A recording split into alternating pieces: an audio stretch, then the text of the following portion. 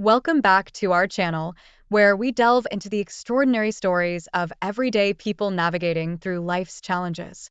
Today, I have a tale that's sure to grip your heart and leave you on the edge of your seat. It's a story of betrayal, resilience, and ultimately, triumph. In Exposed, my husband's shocking betrayal led to a miraculous comeback. The story of how I fought back. We'll follow the journey of Madison, a woman who faced unimaginable hurdles in her marriage but refused to be defeated. So sit back, relax, and prepare to be inspired by Madison's unwavering courage and determination. But before we dive in, don't forget to subscribe to our channel and hit the notification bell so you never miss out on another captivating story. Now, let's embark on this incredible journey together. Our daughter has passed away. In a somber voice, my mother conveyed this to my husband over the phone. What? Our daughter? You mean Madison? Yes, my daughter. Your wife, Madison? She's gone. Even over the phone, I could tell that my husband was in a state of shock. My husband's actions towards me had been incredibly cruel. Now is the time for him to face the consequences. My name is Madison, a 35-year-old housewife. I was raised with my younger sister under the care of our father, who worked as a bus driver, and our stay-at-home mother. My father was always kind, and my mother had a gentle personality. So our family relationships were good. My responsible younger sister is still single and focused on her career. Jacob, my husband, and I met at work and fell in love. He was tall, handsome, and kind, making him quite popular among our colleagues. As a plain and timid person, it didn't take long for me to fall for him. When he approached me, according to him, he preferred someone with a good personality rather than someone glamorous. Soon after, we got married, and I became a housewife to support my husband. We were blessed with a daughter named Lily soon after. With the financial assistance from my parents, we were able to build a nice house. I should have been at the height of happiness. That is, until I discovered my husband's true nature. After our daughter was born, my husband's attitude gradually became more arrogant. First, he stopped calling me by my name. Hey! Whenever he had something to say, he would address me like this. After giving birth, I struggled to lose weight, and my husband started mocking me. Aren't you ashamed of having that kind of figure? You chubby old lady. Around this time, my husband started coming home late at night or early in the morning. I started noticing a scent of perfume on his suit. Since it became a daily occurrence, I finally confronted my husband about it. Taking care of a child is tough for me, too. Instead of going out drinking every day, could you spend more time with our child? Then my husband suddenly became angry and threw a chair at me. I don't drink because I like it. It's part of my job. Why don't you understand? You fat slob. You're the one who has an easy life, doing the same things every day at home. If you have complaints, go on at work. But you can't, can you? My husband shouted at me in a loud voice. After that, I became too afraid to say anything that would anger my husband. At the same time, our monthly living expenses were reduced to only $500. You're just a bored housewife, right? Figure out managing everything with this, okay? Naturally, I couldn't sustain our living with just that. So I started dipping into my savings from when I was single to make ends meet. My life was becoming more difficult day by day. However, when I thought about my younger daughter, I couldn't bring myself to leave the house. But the truth was that I couldn't ignore the pressing need for a solution. Utilizing my design skills from my previous job, I secretly started doing freelance work from home. Before I knew it, I was earning a salary comparable to my husband's. With the financial issues resolved, several years had passed without us divorcing. It was on a certain holiday when Lily turned 3 years old. My husband's phone started ringing while he was in the bath. Unusually, he had left it out on the desk. I ignored it at first, but it kept ringing persistently. So I quietly peeked and saw a woman's name on the screen. I realized that my husband had another woman. When my husband came out of the bath, I calmly told him, "Your phone was ringing." I could tell that my husband's expression changed. "Did you look at my phone?" "Huh? No, I didn't." I lied to my husband as naturally as possible. In response, my husband entered the bedroom with a disgruntled expression. Unconsciously, Tears started streaming down my face. I thought to myself, I can't let it end like this. I started secretly recording conversations with my husband using an IC recorder during this time. Furthermore, I hired a private investigator and obtained solid evidence of his infidelity. When our daughter turned 5 years old, the decisive event finally happened. Even now, thinking about it terrifies me. There was an abnormal increase in days when my husband wouldn't come home. He would always claim it was due to business trips. But as someone who worked in the same company, I knew there were no such business trips in his department. What an insult. I had reached my limit with him, going to see his affair partner even while lying with a lie that I could easily see through. During this time, I seriously contemplated divorce. That morning, my husband suddenly announced while coming down the stairs that he had to go on a business trip. Since there wouldn't be any decent meals at home, I might as well eat something good on my business trip. With his snide remark, I finally exploded with anger. What did you say? What do you mean there won't be any decent meals? Stop joking. I make dinner every day, even though you rarely bother to eat it. And where do you go while claiming it's a business trip? I have the evidence that you. The moment I said that, my husband flew into a rage. Shut up. Stop saying unnecessary things. He said that and pushed me forcefully. My husband looked down at me, sprawled on the floor, and I easily left the house. I was surprised by the sudden turn of events as my head hit the floor. However, shortly after, my consciousness started fading little by little, and everything before me turned completely dark. When I regained awareness, I found myself on a hospital bed. My daughter and parents were looking at me with worried expressions. Mommy, are you okay? Lily, did you help me, honey? As I tried to hastily get up, pain shot through my entire body, according to my parents. Miraculously, the injuries were not severe, and they said I could be discharged the same day. Yeah, I called Daddy because Mommy got hurt. I told Daddy to come back, but Daddy said he couldn't because of work. So, I called Grandma. Taking over for our tearful daughter, my mother continued. So, I called the ambulance. I was really scared, you know. What happened, Madison? I asked the nurse to take my daughter outside the hospital room. Then I confided my parents about the countless cruel things I had endured from my husband. Both of them listened subtly, and then my father spoke. I see. You don't have to endure anymore. Come back home. And we need to settle things with him properly. By revealing everything to my parents, I finally made up my mind to put an end to this marriage. Our family held a meeting right there and decided to launch a big act of litigation against my husband. The next day, my husband called my cell phone. My mother answered the call. Our daughter has passed away. My mother delivered the news to my husband in a solemn voice. The phone was on speaker mode. Of course. I was also recording the conversation. What? Our daughter, you mean Madison? Yes, my daughter. Your wife, Madison. She's gone. I could sense my husband's panic even through the phone. My mother continued to pile on him. It seems that she fell and hit her head hard on the floor. Do you have any idea what could have caused it? No. Then my husband, with a feigned voice of tears, said, she was as cheerful as usual this morning. Why did this happen? I suppressed the urge to scream. You're lying, bitch. Anyway, where are you? My mother interrogated my husband with anger. Well, you see, I'm currently on a business trip. It will take me half a day to get back home. Come back immediately then. We're going home with our daughter now. My mother hung up the phone after saying that. We hurriedly made our way back home. At the same time, I quickly gathered the evidence of his past infidelity, including the voice recorder, and consulted with a lawyer. While I was at it, I checked our bank accounts and life insurance policies and confirmed that my husband hadn't made any changes yet. Preparing for a confrontation with my husband, I evacuated my daughter to my sister's house and waited for my husband's return with my parents. After a while, my husband arrived home. What? Who is she? Suddenly, I widened my eyes in disbelief. To my astonishment, my husband returned home accompanied by another woman.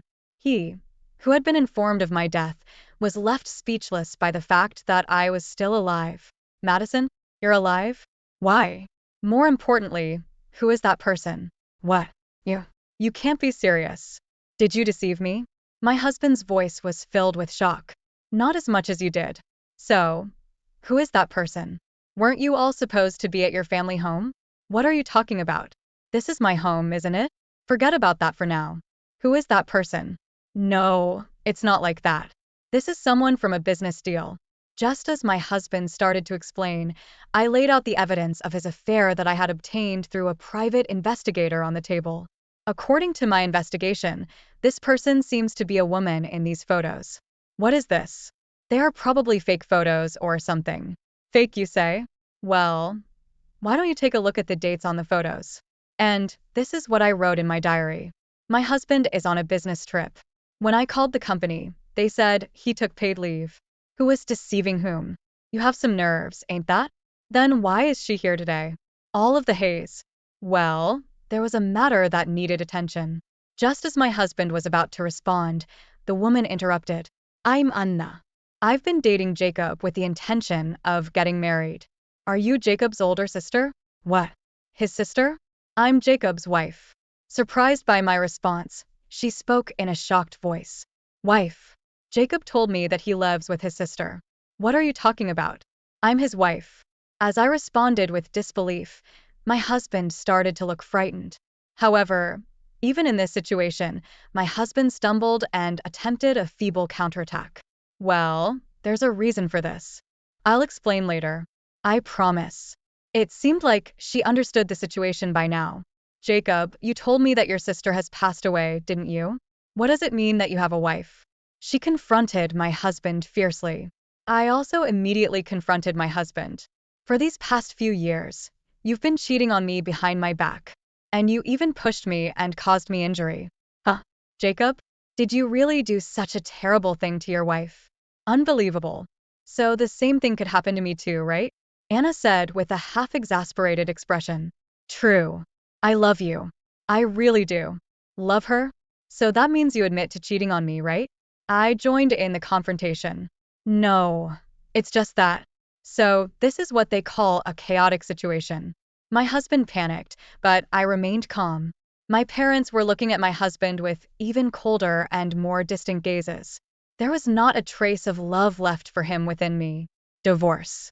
Let's end this and go our separate ways. I'll also break up with him.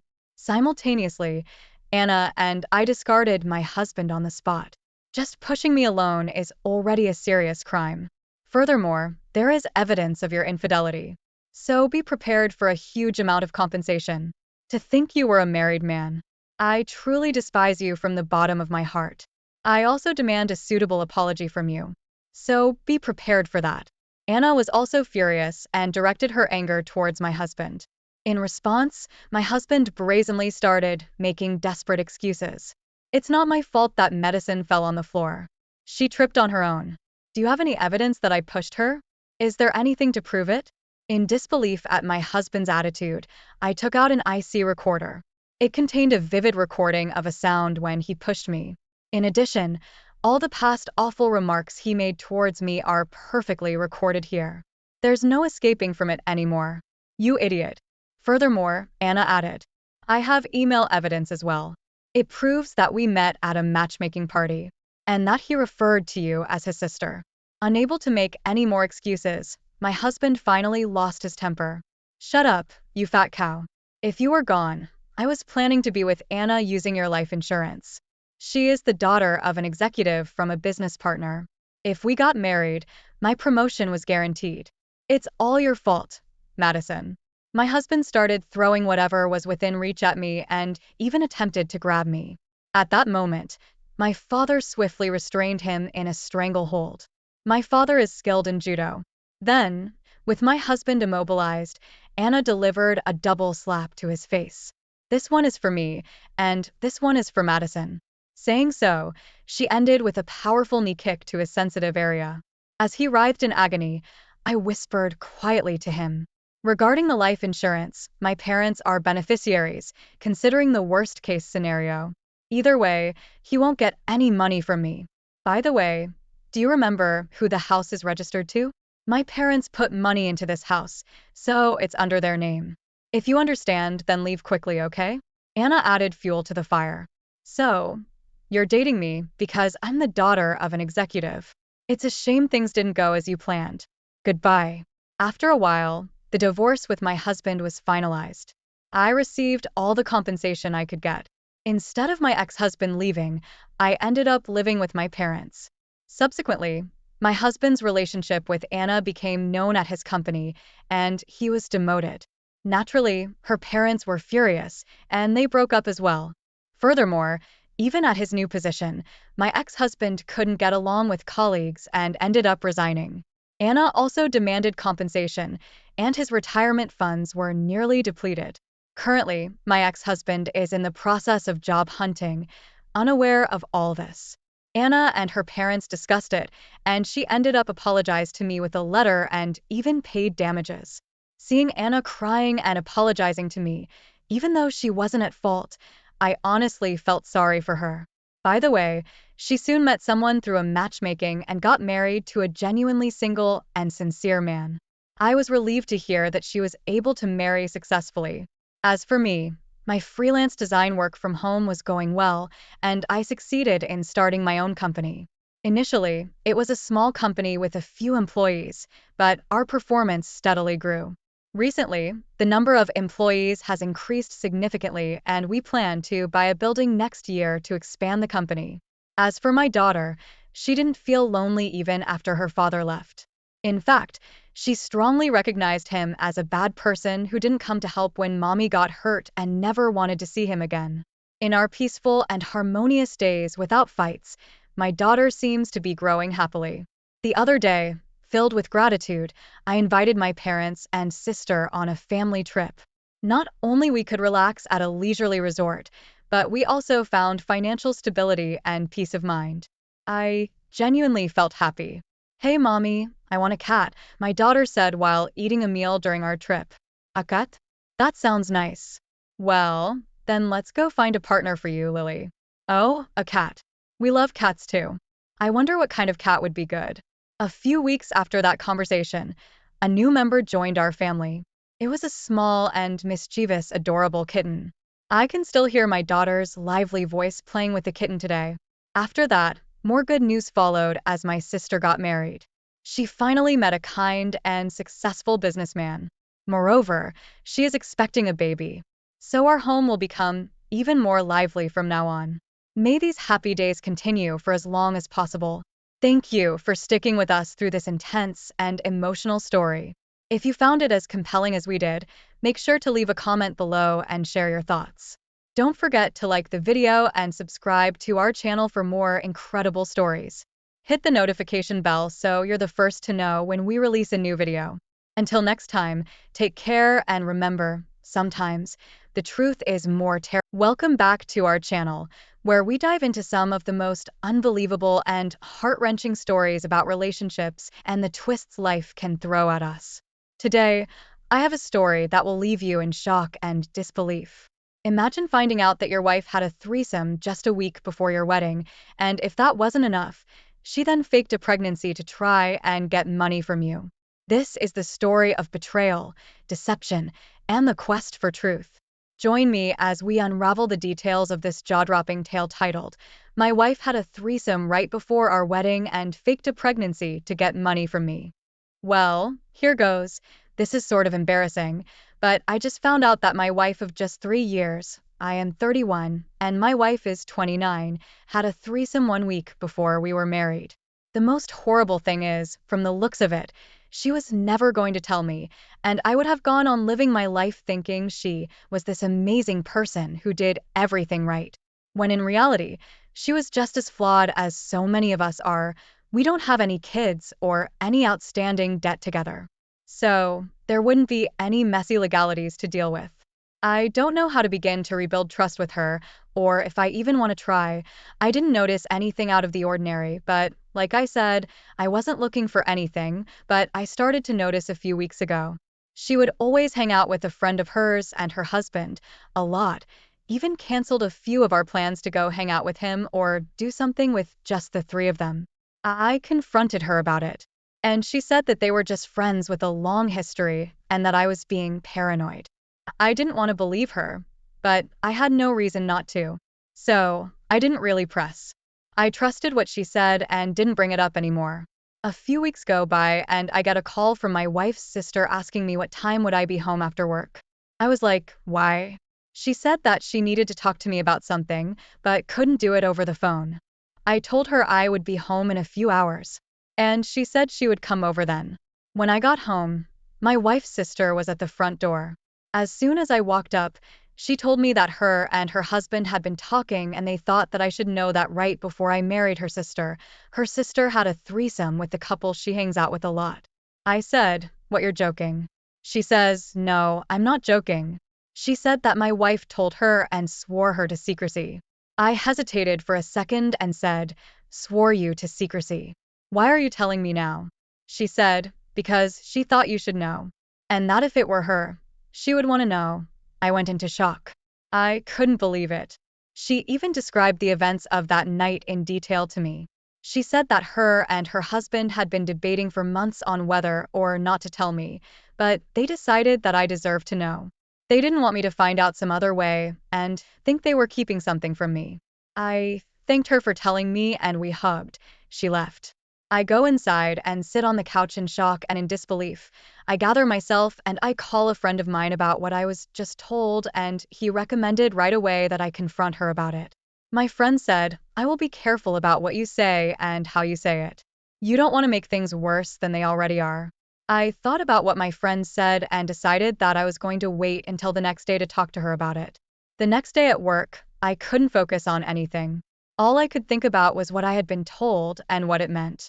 I came home from work and my wife was in the kitchen, cooking dinner. As soon as she saw me, she knew something was wrong. She asked me what was wrong and I said nothing. She asked me again. And this time I said, "We need to talk." She turned off the stove and we sat down at the kitchen table. I looked her in the eye and said, "I was told that right before we got married, you had a threesome with the couple you hang out with." Her face went pale white. She couldn't say anything. I asked her if it was true. She finally found her voice and said, "Yes, it's true." I asked her why she did it. She said, "I don't know. I was drunk and it just happened." I asked her why she didn't tell me. She said, "Because I knew you would be hurt and disappointed in me, and I didn't want to lose you." I asked her if she loved me. She said, "Yes, of course I do." I asked her if there was anything else I should know. She said, "No, that's it." I told her I needed some time to process what she had told me and left the room. A few days went by, and we didn't really talk about what happened. We just tried to act like everything was normal, but things were not normal. I couldn't get the image out of my head of her with another man, let alone another couple. I started to doubt everything she ever told me. I started to question our whole relationship. I mean, she cheated. We were engaged to be married and she cheated. Plain and simple. A few days after that, I came home. She was sitting on the couch and I just flat out told her I wanted a divorce. She begged and pleaded with me, saying she was sorry and that she would do anything to make it up to me. I said, "No, I'm done. I can't trust you anymore." I told her she betrayed me and kept it a secret and I wouldn't be able to look at her the same. She started crying and I just walked away. When I walked away from her, she pleaded one last time to give her another chance. I just simply said, "I can't," and left. I went to a hotel and stayed there for a few days, just to clear my head. I came home and she was gone. She had moved out. I don't know where she went.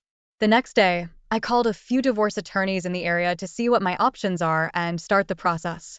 The attorney I settled on said that since we don't have any kids and no assets together, this should be a pretty easy divorce.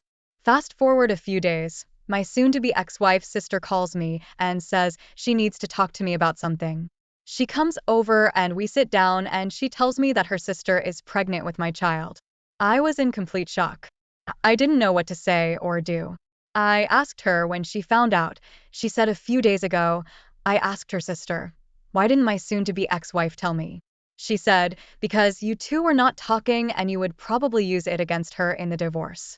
I said, "Wait, I want to make sure this baby is mine." Then her sister interrupts me and says, "It may not be yours." Then I said, "Let me guess, because of the couple she has been cheating with." She said, "Yes, it's possible." She then said, "What are you going to do about it?" I told her I didn't know. I needed some time to think about it. Even if the baby is mine, I am still going through with the divorce. I just can't be with someone I can't trust. A few weeks go by, and my soon to be ex wife's sister calls me back and says that her sister wants to talk to me. She comes over and we sit down at the kitchen table and she says, "I'm sorry for what I did. I was drunk and it just happened." I said, "Yes, you were drunk, but that's not an excuse." I then told her we don't need to talk about that anymore. I have made my decision. She then said, "I know you're going through with the divorce, but I want you to know that I'm keeping the baby regardless if it's yours or not." She then said, "I hope you can find it in your heart to forgive me someday." I told her I forgave her a long time ago. I just can't be with someone I can't trust. After we had that discussion, she leaves. A few weeks go by and my attorney says that he has finally gotten around to filing the divorce petition. I am new to these forums, but I have a lot to think about if this kid is mine and the upcoming divorce. I appreciate the support I got. I have to make sure I make the right decisions. I know I am with the divorce. I can't be weak and take her back because she has a baby on the way that might not be mine. I will come back and give an update on my situation. I don't know when that will be. Hello, everyone. I wanted to give an update on my situation since finding out that my wife of 3 years had a threesome 1 week before our wedding. Since then, she has moved out. I found out that she has been living with her sister and is hanging out with her friend and her husband.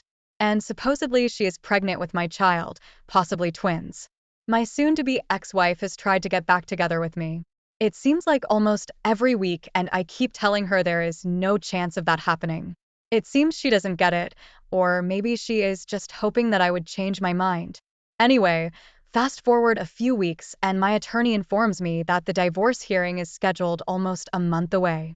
I go to the divorce hearing and find out that my soon-to-be ex-wife is also asking for spousal support, even though she is the one who cheated and is currently living with her sister rent-free. The judge decides to decline a request for spousal support, saying that she has no basis for spousal support and you have only been married for 3 years.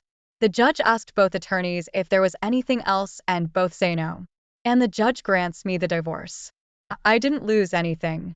A few weeks after the divorce, I found out that my ex-wife's sister kicked her out of her house and she is now living with the couple that she had a threesome with. I also found out that she is not pregnant and was never pregnant. I was shocked that she would fake a pregnancy to try and get money from me, but I guess she would do anything to get what she wants. And to my surprise, she still calls and sends text messages. I don't respond to either of them. Anyway, I want to thank everyone for reading this and supporting me. I am still heartbroken over this, but divorcing her was the best thing I could have done. Thank you for watching. If you found this story as gripping and shocking as I did, please give this video a thumbs up and share your thoughts in the comments below. Don't forget to subscribe and hit the notification bell so you never miss an update on our latest stories. Until next time, take care. Welcome back to the channel, where we uncover the most shocking and heart-wrenching stories from the depths of Reddit. I'm your host, and today, we have a story that will make you rethink the very foundations of trust in a relationship. Imagine discovering that the person you thought you knew best is hiding a dark secret. Our story today is titled, "My Wife's Girls' Night Out Revealed a Terrifying Truth. I Had to Know What Was Happening Behind My Back." It's a journey through suspicion, betrayal, and the painful discovery of a hidden reality. Stay tuned as we unravel this emotional roller coaster. And remember, if you enjoy our content, don't forget to like, subscribe, and hit that notification bell so you never miss a story. The popcorn went cold in my hand, the butter a greasy film against my skin. Half an hour past the movie's start time, the silence in the living room was starting to grate. Sarah, usually a stickler for our Wednesday movie nights, was nowhere to be seen. Just when I was about to switch the TV off, the doorbell screamed through the house. I bolted up, heart hammering against my ribs. Relief washed over me as I flung the door open. Relief that quickly turned to a cold knot in my stomach. Sarah stood there, swaying slightly, a stranger in our doorway. Her eyes, usually sparkling with warmth, were glassy and distant. A cloying perfume, sweet and unfamiliar, hung thick in the air. She giggled, a sound light and bubbly, completely unlike her usual laugh. "Hey you," she slurred, her words thick on her tongue. "Movie night, right?" The knot in my stomach tightened. "Sarah, where?" My voice trailed off, the question hanging heavy in the air. "Girls' night gone wild," she declared, the giggle morphing into a loud, unfamiliar cackle that sent shivers down my spine. We, we painted the town red." Another wave of that unnerving perfume hit me, a stark contrast to her usual lavender scent. This wasn't Sarah. This wasn't the woman I knew. Fear, sharp and icy, wormed its way through me. "Who were you with?" I forced the words out, my voice low and dangerous. Her smile faltered for a second, replaced by a fleeting flicker of something. Fear? Confusion? It was gone as fast as it came. "Doesn't matter," she slurred, pushing past me and into the living room. The movie played on, the soundtrack a muffled backdrop to the turmoil within me. Sarah sank onto the couch, her laughter bubbling up again, a constant undercurrent to the tense silence that had settled between us. Who was she with? Where had she been? What had happened? The questions swirled in my head, unanswered and terrifying. I stole a glance at her, but her face was a mask, her glassy eyes staring blankly at the screen. This wasn't just a girl's night gone wild. Something was terribly wrong. My stomach lurched as I fumbled with Sarah's blouse, helping her dress for work. A flash of crimson caught my eye, a lipstick stain, bright red and brazen, nestled against the white collar. It wasn't the soft pink she usually wore, and it wasn't there yesterday. "Whoa there," I said, holding the blouse away from her. "What's this?" Sarah stiffened, her eyes flitting nervously to the mirror. "Oh, that must have gotten on when I hugged Linda goodbye this morning." Spilled her new lipstick, the klutz. Her explanation felt hollow. Linda, her ever-practical coworker, wouldn't be caught dead with lipstick that bold. But I swallowed the doubt, forcing a smile. "All right, just be careful next time." That was the beginning. Over the next few weeks, cracks started appearing in our once solid routine. Late-night texts became a nightly ritual, the phone screen quickly turned down whenever I walked by. Work meetings stretched into late dinners, her explanations vague and hurried. Then came the receipt, crumpled and half-hidden in the bottom of her purse. It screamed accusations. A fancy restaurant on the other side of town, a place we haven't been to in years. Not since our anniversary before the kids came along. My blood ran cold. "What's this?" I asked, the accusation hanging heavy in the air. "Oh, that," she mumbled, snatching the receipt and shoving it into her pocket. "Just a client meeting that turned into drinks. Work stuff, honey, you wouldn't understand."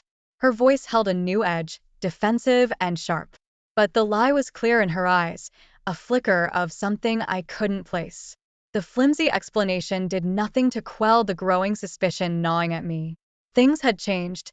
Sarah's once carefree mornings now involved meticulous makeup routines, a stark contrast to her usual throw on some mascara and go approach. A new perfume clung to her, a sweet, floral scent that made my stomach churn. It wasn't the familiar lavender that had become synonymous with her. Every detail, every change, fueled the flames of doubt.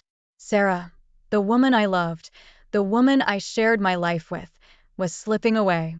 But where was she going, and who was she going with? Guilt gnawed at me like a persistent rat. Downloading the phone tracker app felt like a betrayal, a desperate act fueled by a suspicion I couldn't shake. But the unease had become a constant companion, a dark cloud hanging over everything. The app confirmed my worst fears. Friday night, her phone pinged at a bar on Elm Street, the Alibi, a place notorious for its after-work hookups. My heart hammered against my ribs, a frantic drum solo in the quiet of the house. Saturday morning, I woke up with a hollow feeling in my gut. Sarah was still asleep, her face peaceful, the image a stark contrast to the turmoil within me. I grabbed my phone, pretending a work call, and snuck out the door. The Alibi was buzzing when I walked in, a cacophony of chatter and laughter. My eyes scanned the crowded room, searching for the flash of blonde hair that would shatter the fragile hope clinging to me. There she was, at a corner booth, laughing with a group of men. None of them looked familiar. Fury, hot and raw, surged through me. I wanted to storm over there, confront her, demand answers. But something held me back. Maybe it was the fear in her eyes when I'd caught her with the lipstick stain, a fleeting fear I couldn't explain. Instead, I melted back into the crowd, unseen, unheard. The image of Sarah, her face lit up with amusement for someone other than me, burned into my memory. The laughter that had once filled our home now echoed in my head, a cruel reminder of the life slipping through my fingers. As I walked away, the question loomed large. Who was this woman I was married to, and what secrets was she hiding? The front door slammed shut behind me, the noise echoing through the empty house like a gunshot. My heart hammered a frantic rhythm against my ribs, adrenaline coursing through my veins. The image of Sarah, laughing with another man, was branded into my brain, a vivid reminder of the betrayal. I stormed into the living room, the crumpled receipt clutched tightly in my hand. Sarah was there, perched on the couch, a book in her lap, a picture of domestic bliss shattered by my arrival. Don't even pretend, I spat out, the words tumbling over each other. The bar, Friday night, care to explain? The book clattered to the floor as the color drained from her face. For a horrifying moment, she looked like a stranger, a ghost of the woman I knew. What are you talking about?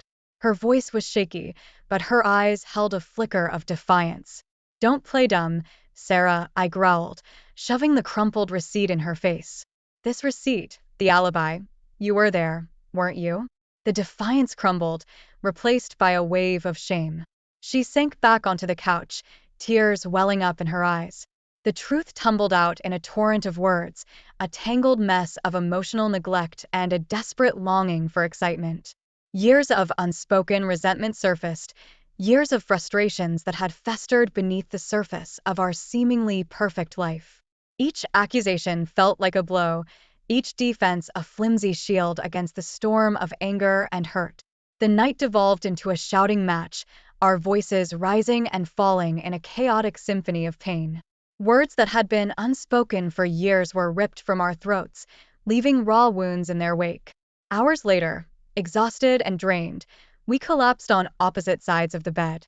Sleep eluded me, the weight of the fight pressed down on me, suffocating. The familiar comfort of the bed felt alien, cold and unwelcoming. Our 25-year life together, the life we'd built brick by brick, felt like a fragile house of cards, teetering on the edge of collapse. The future stretched before me, uncertain and terrifying. Could we rebuild what had been shattered? Or would the foundation of trust, once so strong, crumble to dust, leaving only the wreckage of our dreams? Sunday bled into existence slow and heavy, the silence in the house thick enough to choke on. We moved around each other like ghosts, the air crackling with unspoken words and shattered trust. Every cough, every rustle of the newspaper felt magnified, a stark reminder of the chasm that had opened between us. Breakfast was a silent affair, coffee and toast consumed without a single glance in each other's direction. The tension hung heavy in the air, a suffocating weight on my chest. Monday morning arrived, a monotonous echo of the broken weekend. Sarah, looking pale and drawn, surprised me by suggesting couples therapy.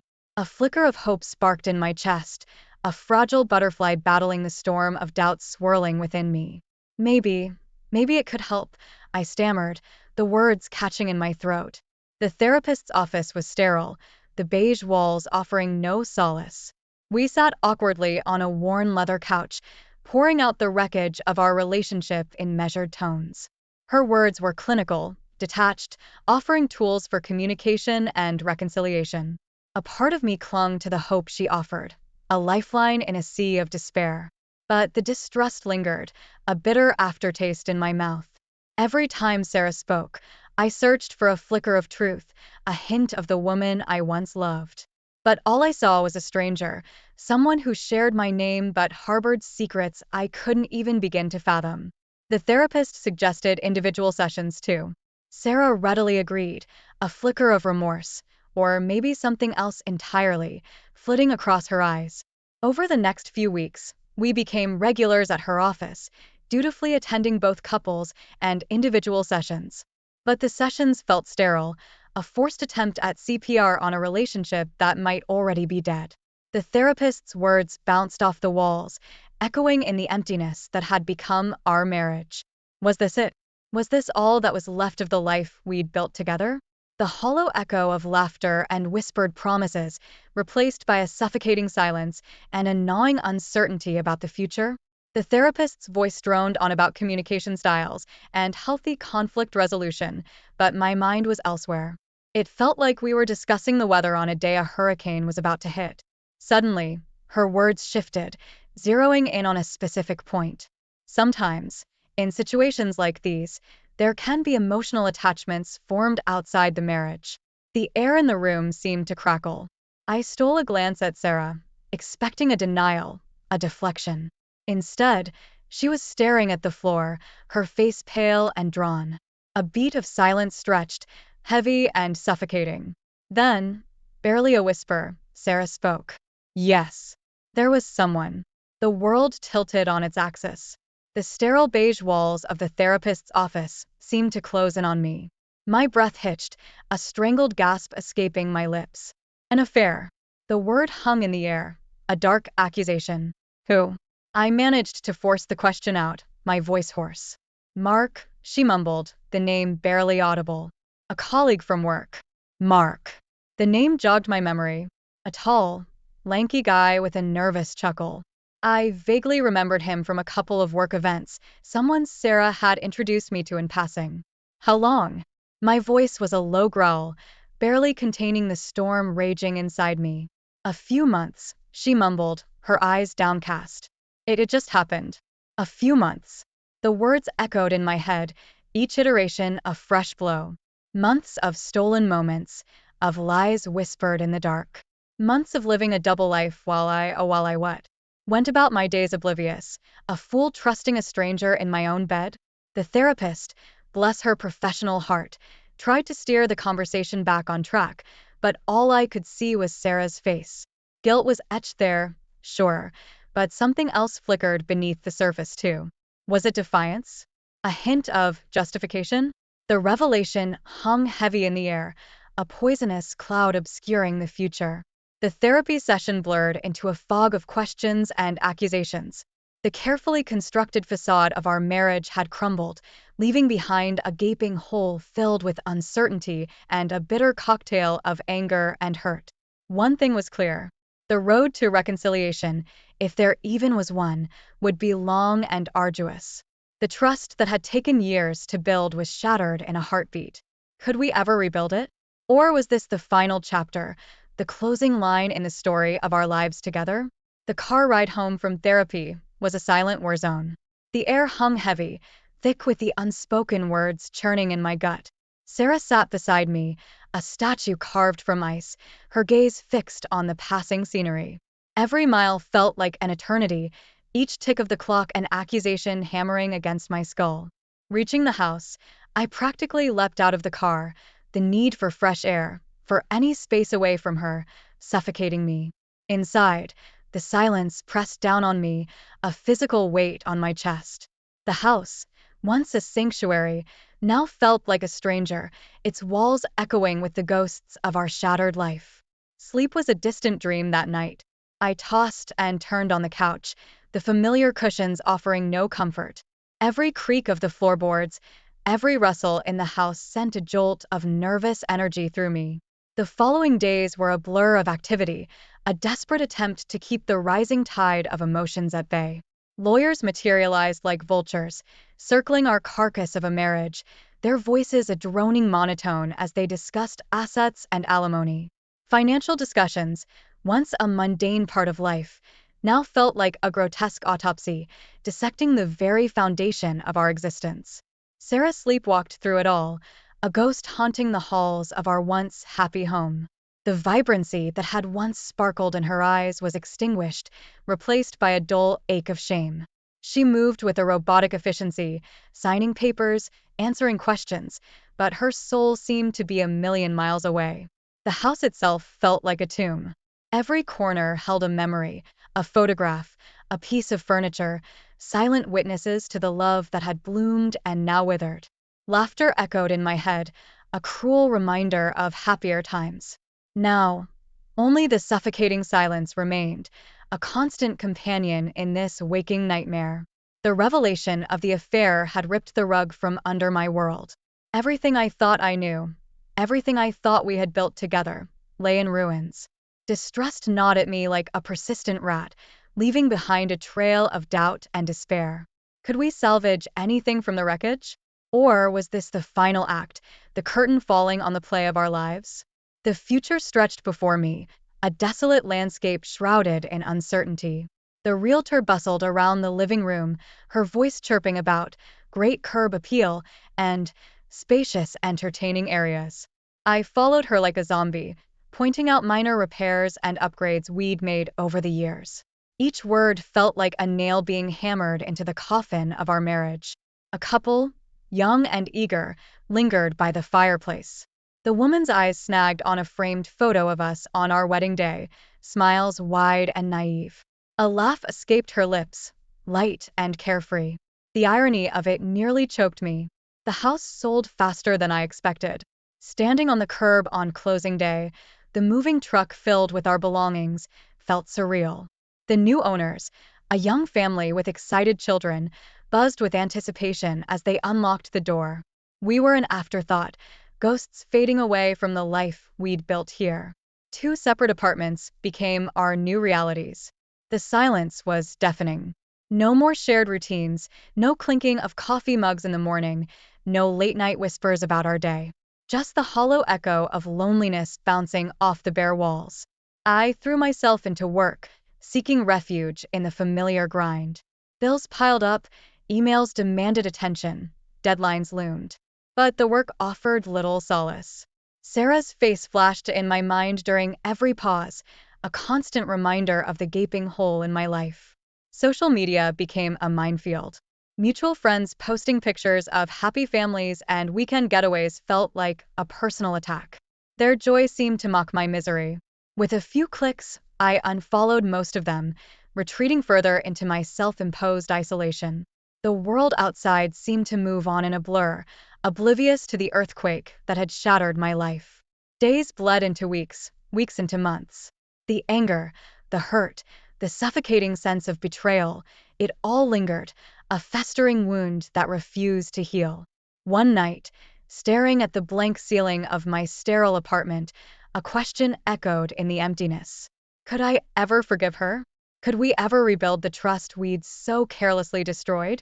Or was this truly the end, the final chapter in a love story gone tragically wrong? The answer, as elusive as ever, hung suspended in the darkness. A rap on the door shattered the silence of my apartment, jolting me out of the gloom that had become my constant companion. Warily, I peered through the peephole. It was Mrs. Henderson, the kind-faced elderly lady who lived across the hall from us in the old house. Surprise washed over me. We hadn't spoken since the moving truck had hauled away the last of our belongings. Hesitantly, I opened the door. Mrs. Henderson stood there, a casserole dish and a bottle of wine cradled in her arms. Her eyes, usually twinkling with amusement, were filled with a gentle concern that sent a prickle of warmth down my spine. "Just wanted to check in, dear," she said, her voice soft. "Saw the lights on and thought you could use a home-cooked meal." Before I could stammer out a response, she bustled past me, filling the sterile apartment with the warm aroma of spices and herbs. The unexpected gesture, so simple yet so profound, felt like a lifeline thrown to a drowning man. For hours, we sat at the kitchen table, the casserole forgotten as memories, both happy and sad, tumbled out. Tears flowed freely, mixed with bursts of laughter as we reminisced about late-night barbecues and the time our cat got stuck in the Christmas tree. It wasn't a solution, not a magic fix for the gaping hole in my life. But Mrs. Henderson's visit was a beacon in the darkness, a reminder that I wasn't completely alone in my grief. Slowly, tentatively at first, other friends reached out. Phone calls, hesitant texts, eventually even invitations for coffee or a beer. Their support, though initially awkward, was a comforting anchor in the storm that had become my life. Months bled into one another. The raw pain dulled to a constant ache, a dull throb that never quite went away. But amidst the heartache, tiny glimmers of hope began to flicker. I started running again, pounding the pavement until my legs burned, the endorphins a welcome escape from the relentless thoughts. One day, at the grocery store, I bumped into a former colleague, Mark. After the initial surprise, we fell into conversation, catching up on the years since we'd last spoken. He mentioned a new photography class he was taking, his eyes alight with enthusiasm. The conversation sparked something long dormant within me. Dusting off my old camera, a forgotten relic from a happier time, I signed up for the same class. The click of the shutter, the smell of developing chemicals in the darkroom, the thrill of capturing a perfect shot, all of it brought back a forgotten sense of joy. The class became a refuge. For a few hours each week, I could lose myself in the world of light and shadow, the composition and focus. It wasn't a cure-all, but it was a start, a tiny step towards rebuilding a life shattered by betrayal. The future remained uncertain, but for the first time in a long time, a flicker of hope danced on the horizon. The official document landed on the table with a dull thud. "Divorce decree," the lawyer announced, his voice devoid of any emotion. Finality slammed into me, a physical blow that knocked the wind out of my lungs. 25 years, reduced to a piece of paper with legalese. The pain was still there, a dull ache that resided deep within me. But beneath it, a strange sense of clarity bloomed. The life I knew might be gone, buried under the rubble of betrayal and heartbreak, but there was still a future out there, waiting to be written. Weeks turned into months, the raw edges of grief slowly smoothing into a dull ache. One evening, after a particularly long day at work, I found myself staring at Sarah's number in my phone's contact list. My finger hovered over the call button, a mixture of trepidation and a strange sense of purpose warring within me. With a deep breath, I pressed the call. The silence on the other end stretched until Sarah's voice, hesitant and uncertain, filled the receiver. We talked for a while, the conversation stilted at first, then flowing with a newfound honesty. There were no accusations, no angry outbursts. Just two people acknowledging the wreckage of what we once had, the dreams that had turned to dust. A quiet acceptance settled between us, a bridge built tentatively over the chasm that had opened up. Life continued, a slow and steady march forward. I reconnected with old friends, joined a hiking group, explored the city with a newfound sense of curiosity. The world, once viewed through a filter of anger and hurt, began to regain its vibrancy. There were still moments, of course, when the past ambushed me, a familiar song on the radio, a scent that triggered a memory. The sadness would wash over me, a bittersweet reminder of what I'd lost. But the anger had faded, replaced by a quiet resilience. Thank you for sticking with us through this intense and emotional story. If you found it as compelling as we did, make sure to leave a comment below and share your thoughts.